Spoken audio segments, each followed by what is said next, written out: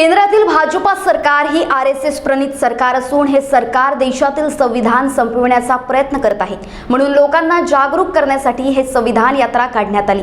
संविधान यात्रेनिमित्त भीम आर्मीचे संस्थापक अध्यक्ष ॲडव्होकेट चंद्रशेखर आझाद हे नंदुरबार जिल्हा दौऱ्यावर आले होते। यावेळी त्यांनी पत्रकारांशी संवाद साधला। केंद्रातील भाजप सरकार शेतकरी विरोधी आहे। त्यांनी तिन्ही कायदे जरी मागे घेतले असले तरी त्यामागे त्यांचा हेतू आहे। आगामी उत्तर प्रदेश, पंजाब, हरियाणा निवडणुकीच्या पार्श्वभूमीवर त्यांनी हे कायदे मागे घेतले। जर कायदे मागे घ्यायचे होतेच तर लागू का केले, अथवा कायदे लागू केले तेव्हाच मागे का घेतले नाही? मोदी सरकारने कृषी कायद्याच्या विरोधात आंदोलन करण्यात मृत्यू पावलेल्या शेतकऱ्यांच्या परिवाराच्या वतीने माफी मागावी आणि त्यांना न्याय द्यावा, असे देखील चंद्रशेखर आझाद यांनी सांगितले। ये जो राजा या जो शासक अपने प्रदेश देश की प्रजा की नहीं सुनता है वो तानाशाही और डिक्टेटर ही होता है। पिछले एक साल में 750 ज्यादा किसानों की जान गई, लेकिन प्रधानमंत्री ने एक सिंगल शब्द उनके लिए नहीं कहा। वो इस देश के ही रहने वाले, इस देश के अन्नदाता, इस देश के किसान थे। और जिस दिन ये वापस लिया, ये लोकतंत्र का भी अपमान है, ये पार्लियामेंट का भी अपना अपमान है, क्योंकि कानून जो है ना वो पार्लियामेंट में बनता है सहमति से, उसके लिए बहुमत की जरूरत होती है तब कानून बनता है। प्राइम मिनिस्टर ने पार्लियामेंट का भी अपमान किया है, उनको तो इस्तीफा देना चाहिए।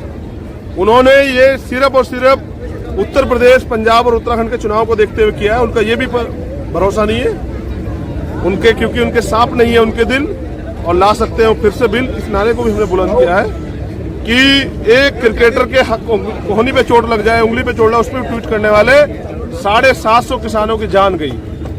एक बार प्राइम मिनिस्टर ने एक शब्द किसानों के लिए नहीं बोला, उस दिन के संबोधन में भी नहीं बोला, उन परिवारों के लिए भी नहीं बोला। लेकिन मैं समझता हूं कि अगर ये किसान कानून, आपको बिल वापस, कानून वापस ही लेना था तो आप लाए क्यों थे? और लेना था तो पहले ले लेते।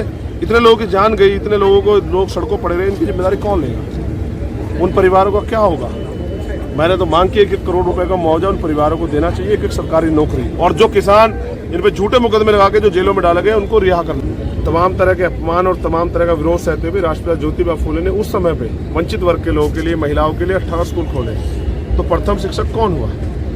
जैसे आपने जिन अभिनेत्री का नाम बताया, उनकी जानकारी में आज़ादी 2014 में मिली, तो ऐसे ही जो है जिनको शिक्षक दिवस जिनके नाम पर बनाया जाता है, उनका क्या योगदान है वंचित वर्ग को, लोगों को शिक्षा देने के लिए? हमें तो जो कुछ मिला वो बाबा साहब अम्बेडकर ने दिया, या उनसे पहले राष्ट्रपिता ज्योतिबा फूले ने दिया। तो मैं समझता हूं कि जिन लोगों ने देश की आज़ादी के लिए या वंचित वर्ग के लिए या देश के लिए कुछ किया है, उनको सम्मान मिलना चाहिए। इसलिए मैंने मांग की कि राष्ट्रपिता ज्योतिबा फूले को भारत रत्न मिलना चाहिए। पिछली सरकार ने षड्यंत्र और तमाम तरह की निजी जो विचारधारा की लड़ाई थी उससे प्रभावित होकर अच्छे और जिम्मेदार लोगों को साजिश के थ्रू जो है जेल में बंद कर दिया था। मुझे उम्मीद थी सरकार उनको रिहा कर देगी, लेकिन ऐसा नहीं हुआ। इस सरकार के राज में भी वो लोग जेल में ही हैं। तो मैंने ये मांग की है कि सरकार उनको रिहा करे, जल्द से जल्द उनको रिहा करे, और सरकार को ये करना चाहिए।